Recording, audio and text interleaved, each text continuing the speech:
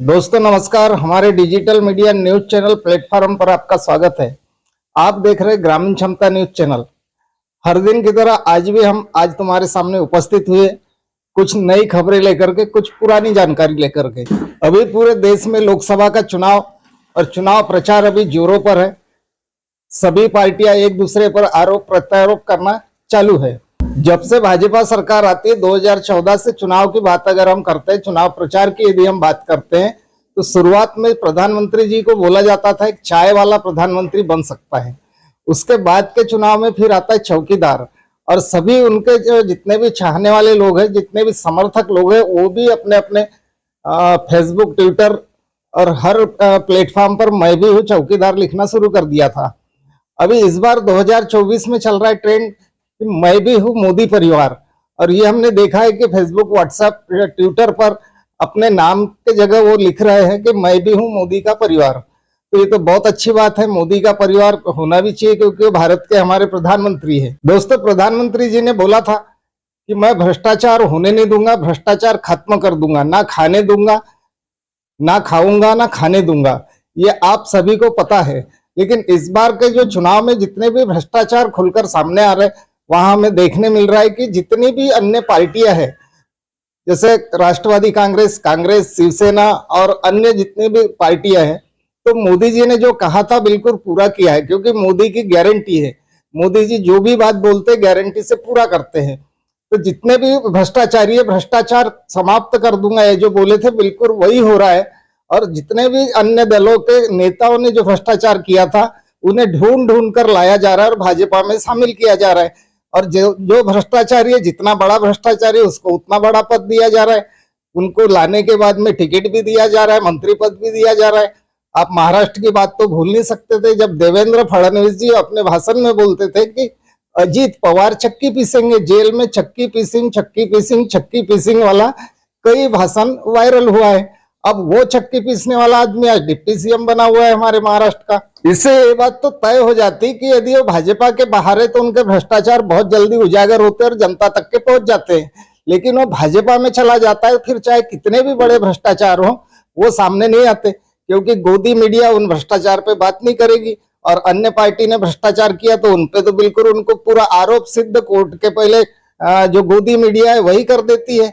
अभी हम ताजा उदाहरण लेते हैं कि कल से जो संजय सिंह जेल के बाहर आते हैं, उनको बोला जाता है कि उनने 2 करोड़ रुपए का रिश्वत लिया है। अब ये मनी लॉन्ड्रिंग का केस हो जाता है। अब मनी लॉन्ड्रिंग में क्या होता है कि ईडी उनको आती है, 9 घंटे तक उनका बयान लेती है और ले जाकर जेल में ठूस देती है। इसमें एक गवाह होता है जो रेड्डी है गवाह, इसका वो 9 बार 10 बार बयान में संजय सिंह का नाम नहीं लेता है। जब उसको जमानत हो जाती है, जमानत होने के बाद में जो बयान देता है उसमें बोलता है कि मैंने संजय सिंह को 2 करोड़ रुपए दिया। अब हमारे भारत की इतनी सजग और एक्टिव जो एजेंसी होती है, ईडी नाम है उसका, तो वो 6 महीने से 2 करोड़ रुपए तो छोड़ो, 2 रुपए भी बहुत दूर की बात है, 1 रुपए भी साबित नहीं कर सकती कि संजय सिंह ने भ्रष्टाचार किया है। और जब जज उनको प्रेशर देता है, जज जब सबूत मांगता है तो ईडी खामोश हो जाती है, और ईडी खामोश होने के बाद संजय सिंह को बेल मिल जाती है। जैसे संजय सिंह जेल से बाहर आते वैसे ही सीधा मोदी जी को और भाजपा वालों की जम के बिल्कुल कुटाई शुरू कर देते हैं। एकदम गरज गरज के बिल्कुल बीजेपी और मोदी जी के बारे में बोलना शुरू कर देते हैं। अभी कल का जो उनका वीडियो है खूब वायरल हो रहा है, जमकर वायरल हो रहा है, और भाजपा की और मोदी जी की खूब जमकर के वो निंदा कर रहे हैं। और इस आम आदमी पार्टी के कार्यालय से देश के तानाशाह को अगर मेरी आवाज सुनाई दे रही है तो मैं बताना चाहता हूं यह आम आदमी पार्टी है। हम आंदोलन की कोख से पैदा हुए हैं।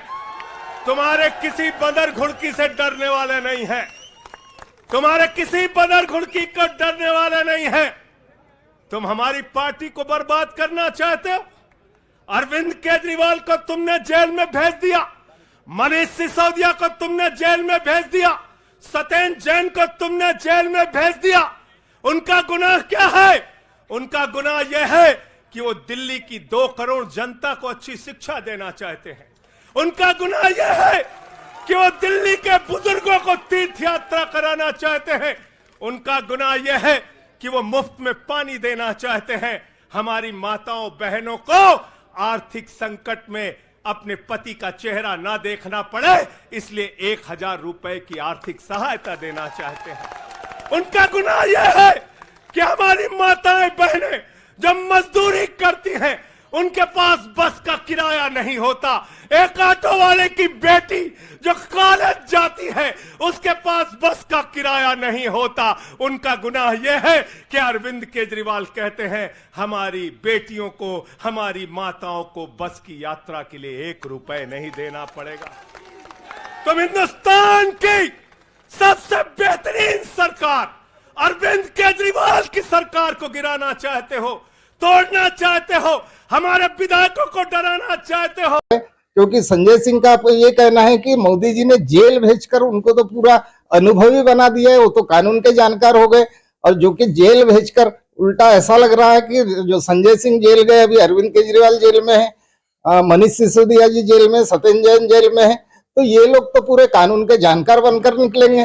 तो फिर मोदी जी दिल्ली में कैसे निपट पाएंगे आम आदमी पार्टी से, ये भी एक सवाल खड़ा हो जाता है। क्योंकि ये लोग पूरे पढ़े लिखे लोग हैं और जितने भी जेल में है, तो जेल में बैठकर तो उनको आराम से हर बात सोचने का अवसर मिल रहा है। जब संजय सिंह को ईडी साबित नहीं कर सकती कि इनके ऊपर भ्रष्टाचार है या इनने रिश्वत लिया, तो इसमें सोचने की ये बात है दोस्तों कि ऐसा ही हादसा यदि आप लोगों के साथ हो जाता है और आप 6 महीना जेल में रहते हैं, अब वो तो एक जवाबदार सांसद है, लोकसभा क्षेत्र के एक जाने माने सांसद है और आम आदमी पार्टी के फायर प्रवक्ता है।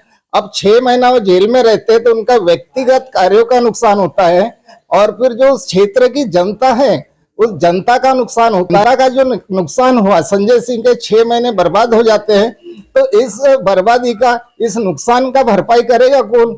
तो ईडी पर उन्हें कार्रवाई जरूर करना चाहिए, क्योंकि ये गलती ईडी की है। क्योंकि ईडी कर्मचारियों ने 6 महीना उनको जेल में रखा और उनके किसी प्रकार के सबूत जुटा नहीं पाती है। से हम बात मध्य प्रदेश की कर लेते हैं। अगर शिवराज सिंह चौहान यदि भाजपा के ना होते और वो किसी अन्य दलों के होते, तो आज शिवराज सिंह चौहान जेल में पाए जाते, क्योंकि ईडी उनके दफ्तर में, उनके घर में, उनके घर के आसपास अभी चक्कर लगाती हुई नजर आई रहती। क्योंकि वहां का जो घोटाला है, फॉरेस्ट फंड का बड़ा घोटाला है, जो कोई मीडिया नहीं उछाल रहा है, कोई न्यूज चैनल वाले ने नहीं दिखाया और ना ही पेपर वाले ने छापा। तो ये शिवराज सिंह की जो गड़बड़ी होती है कि 167 करोड़ रुपए जो होता है फॉरेस्ट फंड का, उस फंड का दुरुपयोग कर लेते हैं और अन्य योजनाओं में लगा देते हैं। अब हो सकता है उनने लाडली बहनाओं को वितरण किया, क्या किसानों को दिया, क्या किसी योजना में देते हैं, लेकिन इस बात की कोई चर्चा नहीं होती। यदि शिवराज सिंह चौहान कांग्रेस के होते तो आज जेल में बैठे होते, लेकिन वो भाजपा के होने के कारण उनके ऊपर ईडी का आशीर्वाद है, उनके ऊपर मोदी जी का आशीर्वाद रहता है। जब देश में इतने बड़े बड़े घोटाले हो रहे, इतनी रकम, करोड़ों अरबों की रकम होती है और उल्टा देश हमारा कर्जे में जा रहा है। क्योंकि 31 मार्च तक के अंदाज था, अभी मार्च 2024 तक के अंदाज था कि केंद्र सरकार पर 168 लाख करोड़ रुपए का कर्जा हो सकता है, या शायद इससे अधिक भी हो गया होगा। जो कि 2014 की हम बात करें तो उस समय में कांग्रेस सरकार थी 2014 तक, तब 55 लाख करोड़ का कर्जा था और अभी वर्तमान में 168 लाख करोड़ रुपए से भी अधिक हो सकता है। आम आदमी पार्टी के नेता और कार्यकर्ताओं का दावा है कि जो प्रथम चरण में जो चुनाव होने वाले हैं 19 अप्रैल को, तब तक के अरविंद केजरीवाल बाहर आ जाएंगे। अब जैसे उनका एक स्टार प्रचारक तो बाहर आ गया है, लेकिन यहाँ मेन उद्देश्य बता रहे इनको अंदर कराने का, क्योंकि अरविंद केजरीवाल पर भी आज तक कोई सबूत पेश नहीं कर पाए हैं। क्योंकि अरविंद केजरीवाल को अंदर कराने का एक ही मकसद जनता समझ रही है। दिल्ली में भाजपा अपनी सरकार नहीं बना पा रही, जैसे दिल्ली के बाद पंजाब में भी आम आदमी पार्टी का कब्जा हो जाता है, तो ये मोदी जी साफ समझ चुके हैं कि जब तक के ये लोग आम आदमी पार्टी के लोग रहेंगे तब तक भाजपा की सरकार बनाना नामुमकिन है। क्योंकि अरविंद केजरीवाल की योजनाओं से पूरी सभी राज्यों की सरकार पीछे रह गई है। क्योंकि उनके स्कूल, शिक्षा पे अगर सोचा जाए तो स्कूल एकदम शानदार बने हैं।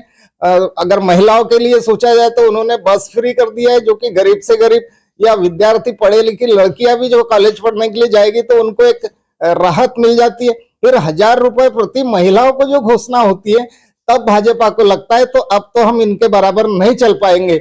अगर केजरीवाल जी इतना सब कुछ कर सकते हैं, जैसा बुजुर्गों को तीर्थ यात्रा कराते हैं, एजुकेशन पर ध्यान देते, उनका मोहल्ला क्लिनिक जबरदस्त चल रहा है, बड़े से बड़े ऑपरेशन निःशुल्क हो जाते हैं। तो ऐसी योजना तो हर राज्य में हो जाना चाहिए। तो मध्य प्रदेश में क्यों नहीं, महाराष्ट्र में क्यों नहीं, और इधर छत्तीसगढ़ में क्यों नहीं, और दिल्ली में और पंजाब में, ये दो ही राज्य ऐसे कि जो वहां के मुख्यमंत्री भ्रष्टाचारी भी है, भ्रष्टाचार भी कर लेते हैं और इतनी जनता को भी सुविधा दे देते। तो ये तो बहुत अच्छी बात है। तो ऐसी नकल कम से कम इनने भी करना चाहिए, क्योंकि अभी मोदी जी के रैली में हमने देखे कि अभी तो मुद्दा केवल इनके पास राम मंदिर का बच जाता है। राम मंदिर के नाम से भाजपा पार्टी शुरू हुई थी और राम मंदिर के नाम से 2024 का लोकसभा चुनाव खत्म करेगी, क्योंकि भाजपा के जितने भी कार्यकर्ता है वो तो बड़े शान से बोलते हैं राम मंदिर झांकी है, काशी मथुरा बाकी है। ये तो बहुत बढ़िया बात है, क्योंकि आस्था से पूरे जुड़े हुए, क्योंकि हमारा देश जैसे हिंदुस्तान है, यहाँ पर सभी धार्मिक प्रवृत्ति के लोग अधिक से अधिक है। तो ये तो राम मंदिर बन गया, खुशी की बात है। अब काशी मथुरा की बात किया जा रहा है, लेकिन ऐसा नहीं बोला जा रहा है कि जब स्कूल दिखाने की बात आई तो गुजरात में टेंट बनाकर स्कूल दिखाया जाता है।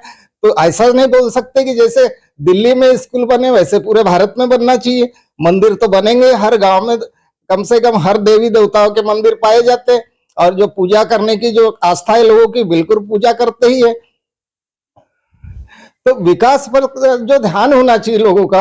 अब जितने भी ये रैली में घूम रहे, जितने भी रात दिन पार्टियों को समर्थन दे रहे, पार्टियों के समर्थक बने हुए हैं, तो कम से कम अपने दिमाग से भी सोच लेना चाहिए, क्योंकि हर कार्यकर्ता का परिवार है, हर कार्यकर्ता के बच्चे स्कूल पढ़ रहे, हर कार्यकर्ता के परिवार में कोई ना कोई बीमारी हो सकती है। तो कम से कम स्वास्थ्य के लिए तो बोलना चाहिए कि अच्छा काम हो जाए, शिक्षा के लिए बोलना चाहिए अच्छा काम हो जाए।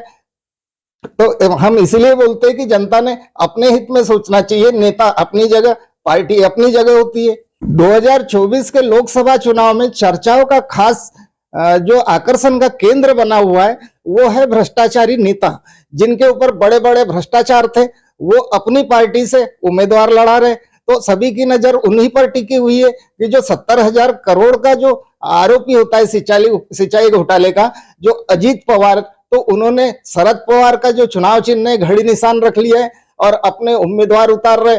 जैसे शिवसेना को छोड़ के शिंदे गुट अलग हो जाता है, वो भी अपने लोगों को लड़ा रहे। तो क्या जनता इनको स्वीकार करेगी? क्या जनता इनको फिर से भ्रष्टाचार करने का मौका देगी? जैसे छगन भुजबल जी है, ये भी जो भ्रष्टाचार के नाम से बहुत फेमस हुए, नहीं तो लोग इनके नाम नहीं जानते थे। क्योंकि आज क्षेत्र में हम जो घूमते और जनताओं को पूछते कि आपका सांसद कौन, पता ही नहीं होता। जब वो सांसद बड़ा भ्रष्टाचार कर लेता है तब जनता के जबान पर उनका नाम प्रसिद्ध हो जाता है। तो क्या भाजपा और कांग्रेस, ये जो दोनों पार्टियां हैं, ये अपना नाम फेमस करने यहाँ के नेता लोग क्या जानबूझकर भ्रष्टाचार करते? और इतना रुपए यदि गरीब जनताओं के काम में ला लिया जाए या स्कूलों के विकास के काम में ला लिया जाए तो ये तो भरपूर हमारा देश सबसे आगे हो सकता था। लेकिन पता चल रहा है कि जितनी अब सरकारी स्कूल है, जैसे महाराष्ट्र की जिला परिषद स्कूल है, तो बहुत सी स्कूल बंद करने का आदेश भी निकल चुका है, क्योंकि वहां पर बच्चों की जो जनसंख्या होती है घटते जा रही है, क्योंकि टीचर की संख्या कम है। अगर 1 से 7 तक स्कूल है तो वहां केवल 2 या 3 टीचर पढ़ा रहे, 1 से 4 तक स्कूल है केवल वहां 1 टीचर संभाल रहा है। तो इसमें क्या हो रहा है कि बच्चों का विकास नहीं हो पा रहा है। तो पालक का तो स्वाभाविक है, पालक अपने बच्चों को अच्छा एजुकेशन देने के लिए प्राइवेट स्कूल की तरफ भेजेगा। अब प्राइवेट स्कूल में भेजेगा तो मोटी फीस देना पड़ेगा, क्योंकि फीस तो वहां की तगड़ी रहेगी, क्योंकि वहां का एजुकेशन अलग होता है। तो क्यों ना दिल्ली की तर्ज पर सभी राज्यों में स्कूल बने और मुफ्त शिक्षा हो। यदि सभी मतदाता गहराई से सोचे तो क्या ये जो अभी चुनाव चल रहे हैं, इतना जो इसके पहले ऐसा था या इसके आगे का सिस्टम कैसा बनेगा? देश का विकास होना चाहिए, देश बदलना चाहिए, जरूर विकास होना चाहिए, लेकिन क्या राजनीति और राजनीति करने का तरीका बदल चुका है? और ये जो तरीका बदला है तो इस जनता का नुकसान समझ में आ रहा है और नेताओं का फायदा होते हुए नजर आ रहा है। अब इस चुनाव के रिजल्ट में पता चलेगा कि जनता जाग चुकी है या जनता क्या सोचकर मतदान करती है। क्या अपना केवल वोट देना यही अपना एक अधिकार समझकर वोट देती है? तो आने वाले रिजल्ट में देखेंगे। मिलते हैं कल के वीडियो में, तब तक के लिए नमस्कार। मैं दीपक कुथेकर, ग्रामीण क्षमता न्यूज से।